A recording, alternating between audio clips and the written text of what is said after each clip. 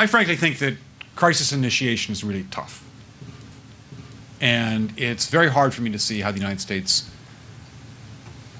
president can get us to war with Iran. Which leads me to conclude that if, in fact, compromise is not coming, that the traditional way of America gets to war is what would be best for U.S. interests.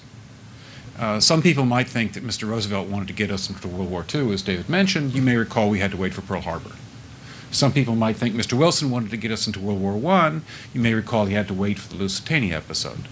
Some people might think that Mr. Johnson wanted to send troops to Vietnam. You may recall we had to wait for the Gulf of Tonkin episode. We didn't go to war with Spain until the until the Maine exploded. And may I point out that Mr. Lincoln did not feel he could call out the Federal Army until Fort Sumter was attacked, which is why he ordered the commander at Fort Sumter to do exactly that thing which the South Carolinians had said would cause an attack. So if, in fact, the Iranians aren't going to compromise, it would be best if somebody else started the war. One can combine other means of pressure with sanctions.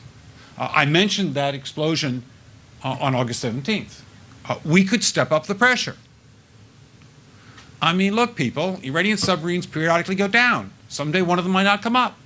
Who would know why? We can do a variety of things if we wish to increase the pressure. I'm not advocating that, but I'm just suggesting that this is not a either-or proposition of, it's just sanctions has to succeed or other things. We are in the game of using covert means against the Iranians.